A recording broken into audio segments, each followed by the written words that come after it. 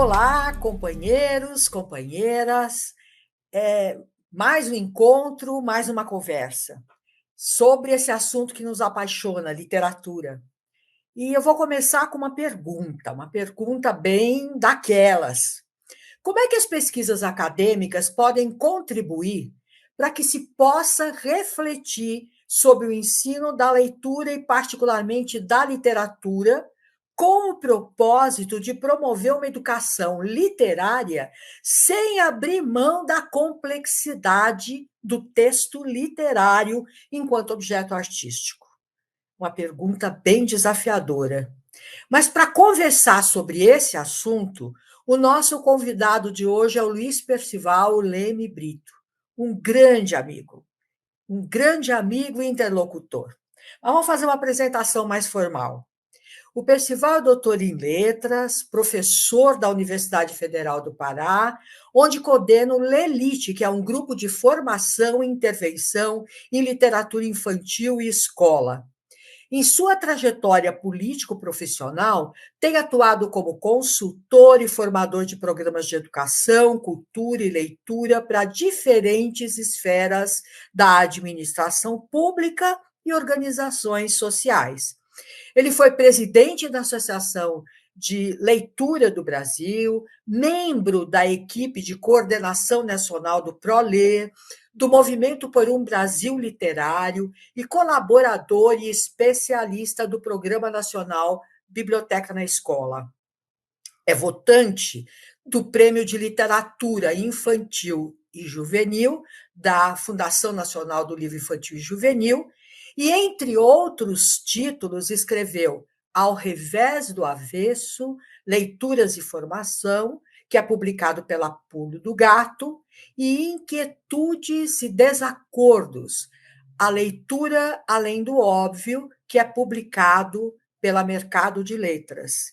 Livros que eu recomendo fortemente a leitura. Bem, como vocês veem, o nosso convidado está mais do que credenciado para responder aquela provocação inicial. Bem-vindo, Percival. Muito obrigado, Mazé. É uma enorme alegria estar aqui com você, podendo falar desse tema tão candente, tão forte, e tão atual e tão necessário à nossa conversa, não é? Então, eu estou, de fato, muito feliz por este diálogo. Val, então vamos começar. Em um vídeo disponível no seu canal do YouTube, você define literatura infantil como a arte da palavra que se faz tendo como leitor imaginado a criança.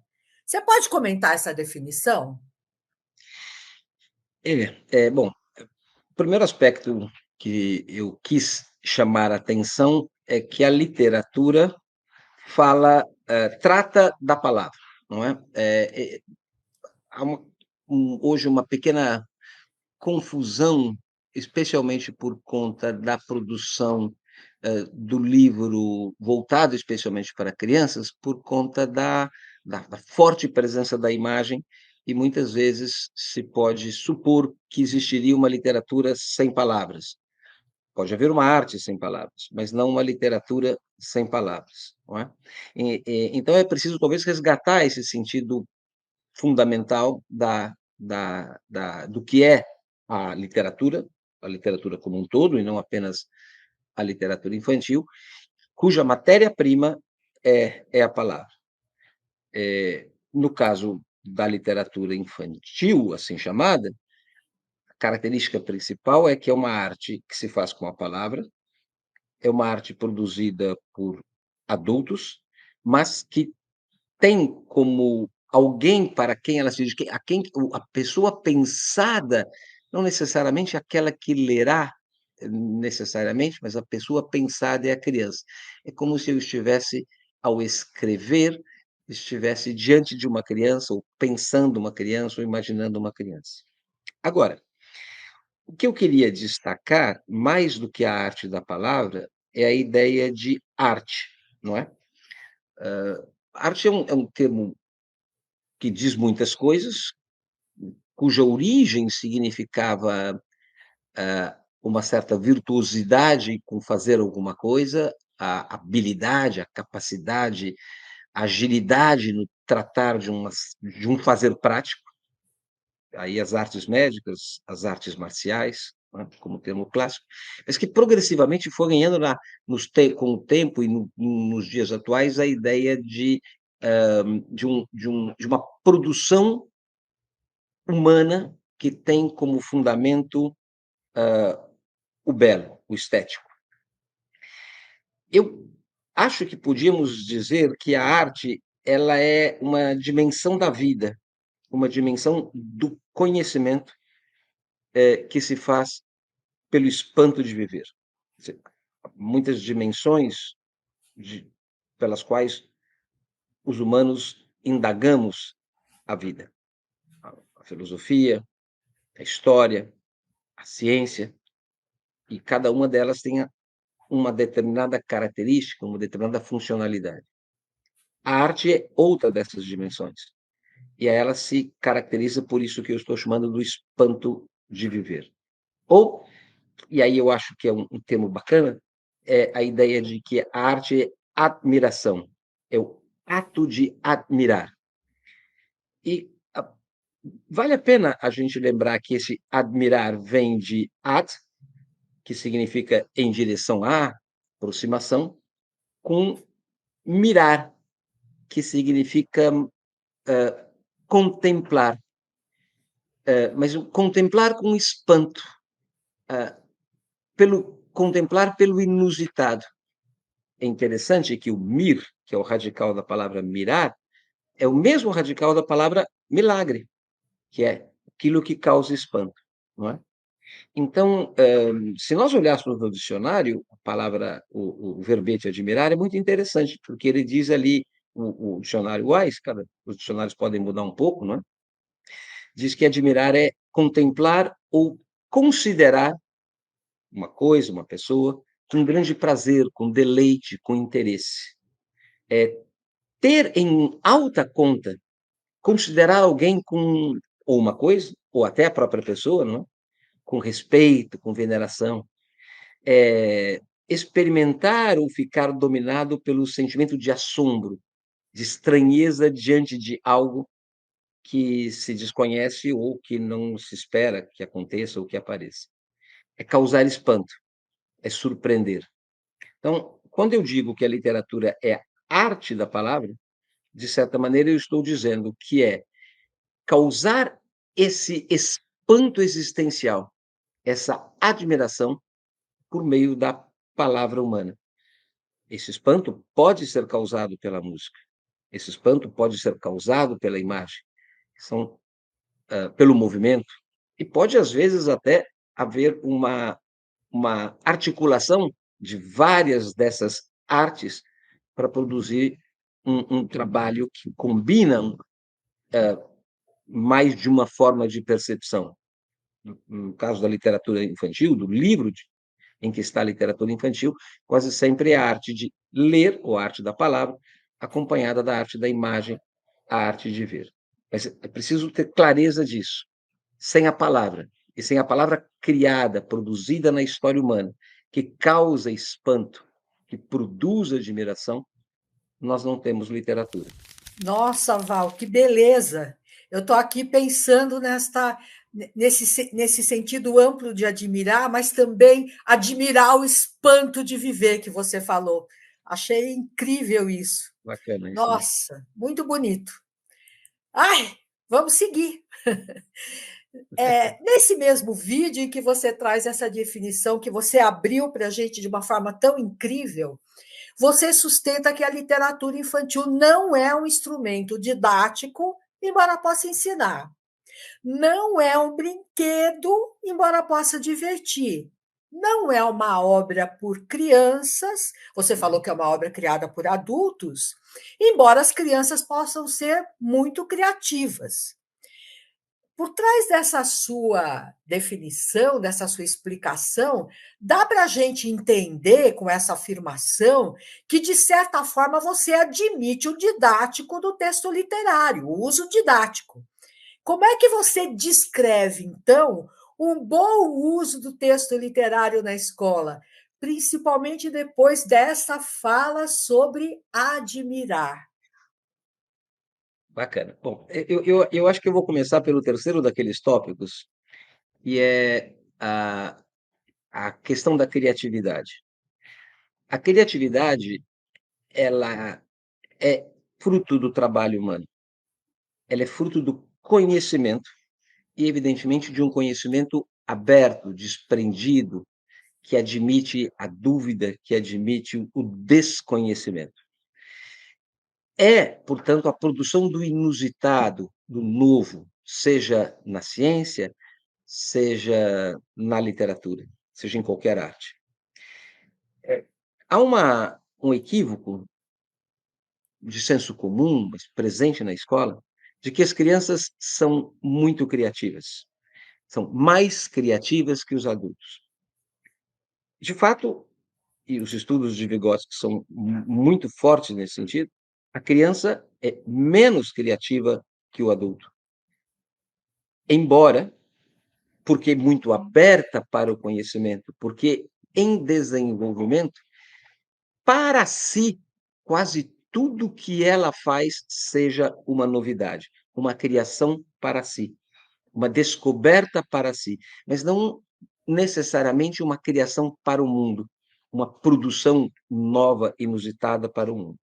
Apostar no ato criativo da criança é fundamentalmente contribuir para que ela desenvolva todas as suas capacidades e amplie os seus conhecimentos para que se torne efetivamente um adulto mais criativo.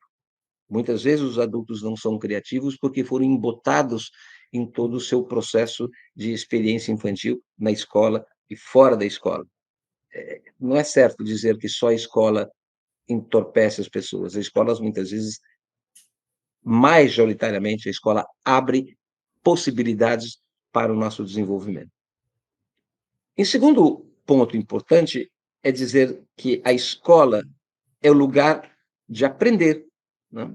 A escola não é o lugar de brincar, de distrair-se, de socializar, ainda que se possa aprender brincando, e é bom que se aprenda com descontração e com um estado de espírito agradável, de satisfação, e é certo que a aprendizagem se faz pela socialização, mas a razão de ser da escola é que ela é um lugar de aprender.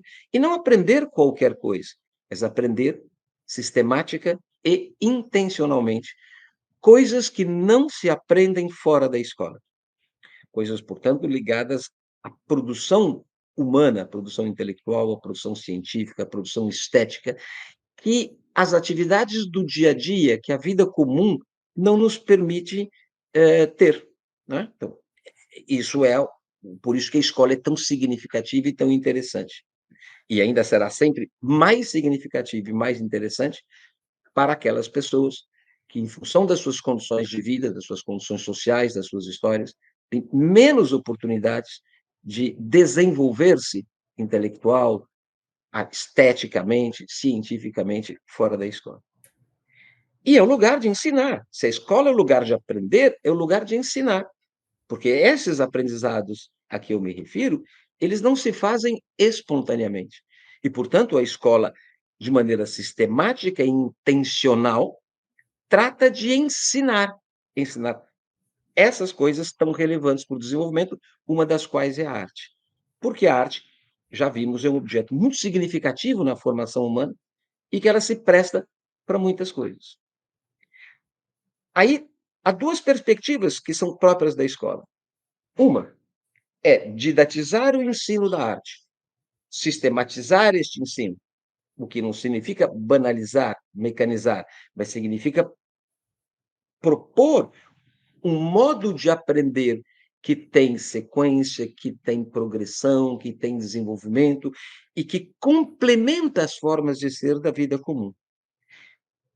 E a finalidade, portanto, aí é ensinar a própria arte, seja a arte da palavra, a literatura, seja as artes ligadas ao ver, as artes plásticas, sejam as artes que combinam ver e ouvir, ver e ler, como os clipes, como as instalações, como a dança, que combina a música com o movimento, seja, enfim, várias outras que eu pude, o cinema, né?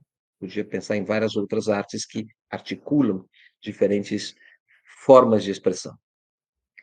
Mas além disso, dessa perspectiva, como a arte produz temas humanos, é razoável e legítimo que eu tome a arte, a literatura ou outra arte, estamos falando mais da literatura aqui, para propor outros temas de aprendizagem, tendo a percepção que eu não estou apenas instrumentalizando a arte, mas ensinando coisas relevantes, porque a arte trata, tematiza de forma forte esses temas, e ao mesmo tempo que eu aprendo as coisas interessantes, valores, comportamentos, ideias, conteúdos, eu aprendo a própria arte.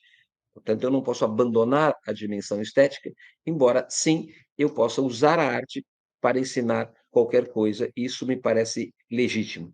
Veja, mas é que do modo como eu estou propondo, não se trata de instrumentalizar a arte, nem usar a arte porque ela é bonitinha, porque ela é divertida, mas sim porque ela, sendo um objeto grandioso da produção intelectual humana, ela oferece também, de uma forma muito interessante, o olhar para estes temas e eu posso aprender as duas coisas ao mesmo tempo.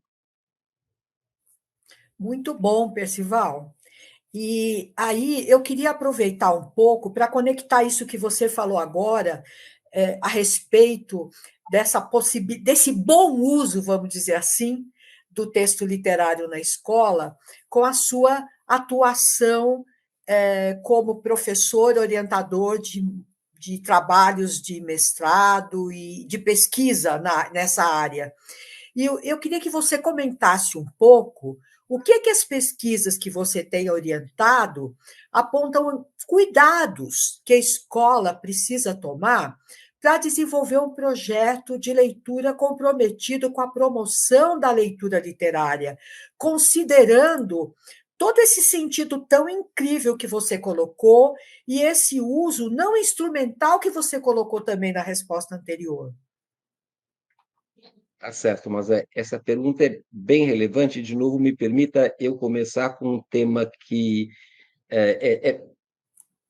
nós falamos muito desta forma, mas eu gostaria de dar uma refletida sobre isso. Promoção da leitura e formação do leitor. Eu já escrevi alguma vez sobre isso. Não se trata de promover a leitura como um objeto em si, como um valor em si mesmo, ou promover a literatura. Isso talvez seja do interesse direto daqueles que trabalham com isso, os escritores, os editores, que eles tratam de tornar público e de promover esse produto que eles fazem. Do ponto de vista político-pedagógico, trata-se de promover a vida, trata-se de promover a paz. Paz que, lembro, não existe, não pode existir na miséria. Trata-se, portanto, de estimular a possibilidade do espanto. Então, nós estamos formando o leitor, ou promovendo a literatura, mas, no fundo, não é a literatura, o leitor que nos interessa, mas é este resultado final, que é a vida, que é a paz. Formar pessoas comprometidas com a vida e com a paz. A arte pode contribuir com isso. Não automaticamente, como de resto, nada automaticamente, mas através de um processo coerente, comprometido de educação. Então, eu atualmente raramente falo em promoção da leitura ou em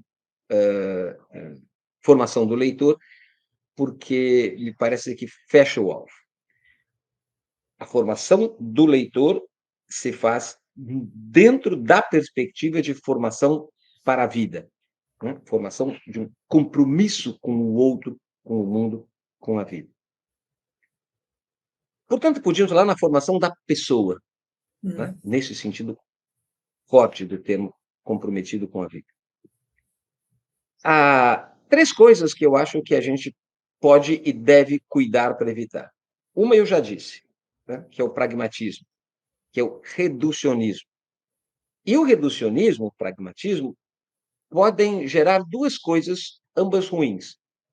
Porque focado apenas em ensinar aquele conteúdo em que o objeto estético é apenas não é mais senão um instrumento, que eu uso para ensinar aquilo, sem cuidar com a qualidade do objeto e com o uso do objeto, isso permite tanto a produção de uma arte ruim que se justifica porque ela é boa para ensinar aquilo, e, portanto, ela não tem qualidade propriamente estética, mas ela convence pela temática, pelo tratamento, pela linguagem fácil, pela adequação, enfim, por essas coisas todas.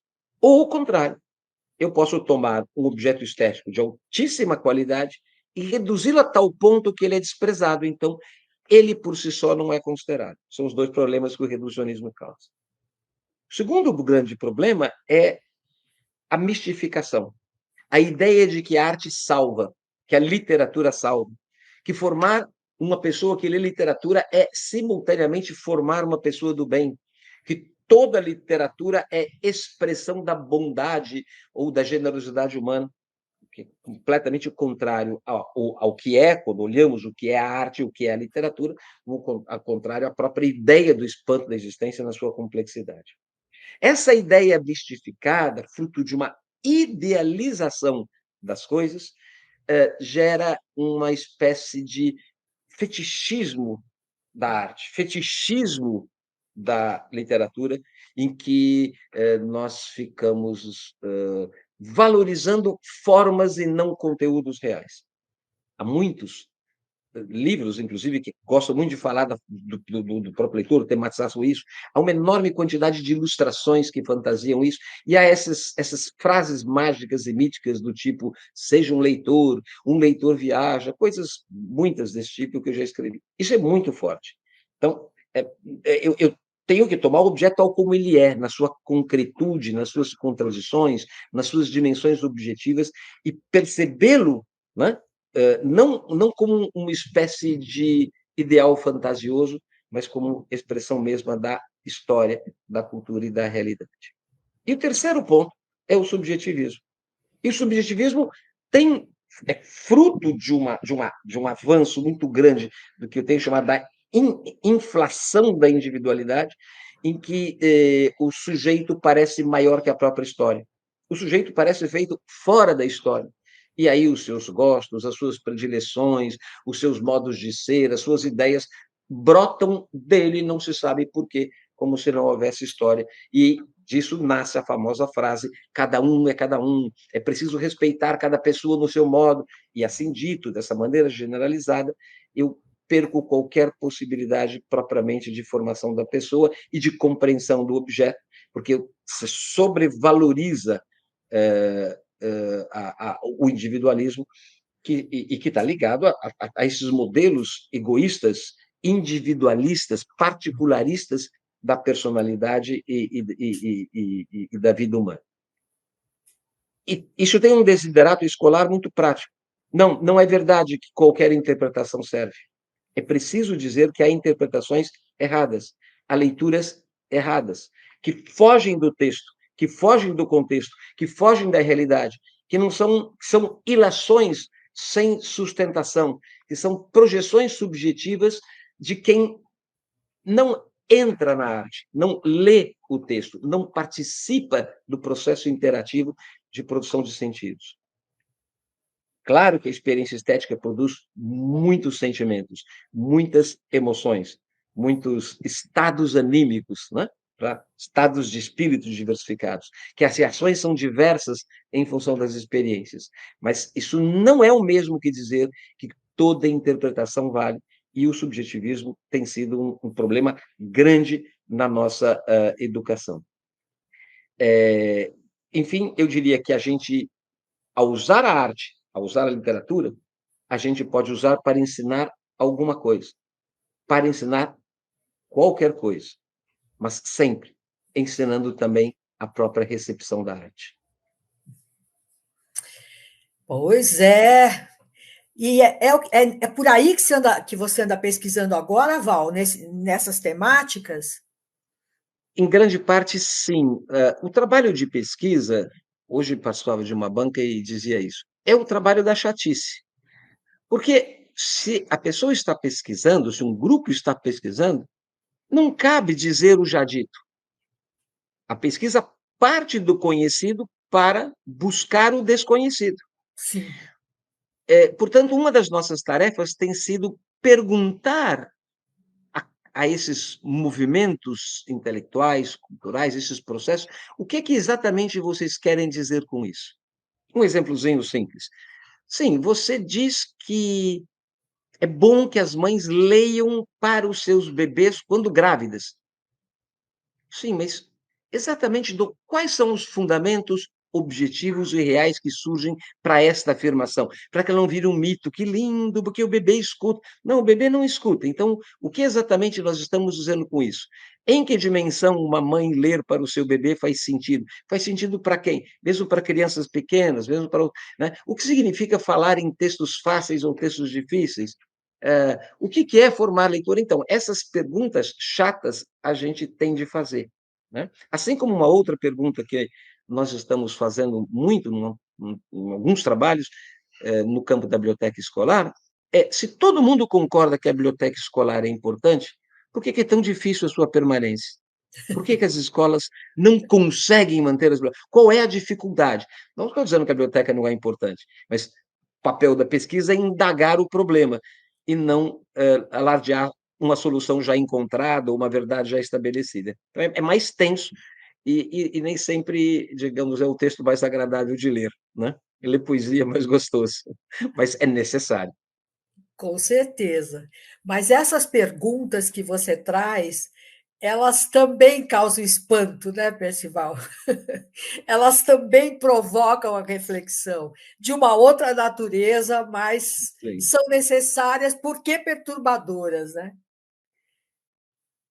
É, talvez porque é confortável para a gente acomodar-se numa verdade estabelecida, não é? Eh, e talvez a mensagem é importante que nós estejamos o tempo inteiro perguntando para nós mesmos: "Mas é isso mesmo?" Pôr em dúvida as nossas certezas. Eu lembro de Isso. uma vez de um pastor presbiteriano que eu conhecia, e ele me disse uma frase muito interessante: "A fé é mais forte quando há dúvida." Olha, Bonita frase para um pastor. Se isso vale para a fé, mais ainda vale para a educação, para a ciência, para a arte, né. A dúvida é que cria a possibilidade de inovação, de transformação, de aprofundamento, e o papel da pesquisa acadêmica é exatamente de pôr a dúvida, pôr em dúvida. Mesmo que às vezes para confirmar, dizer: "Olha, era isso mesmo, eu pus em dúvida, fui lá, pesquisei, já acho que confirmo." Mas o papel da ciência é pôr em dúvida. eu queria muito agradecer, Percival, essa nossa conversa, mas eu não posso deixar de encerrar sem contar que uma das coisas fortes da minha relação com o Percival é que ele sempre me pôs em dúvidas, muitas dúvidas. Por isso que eu falo que ele é meu amigo primeiro e um grande interlocutor depois.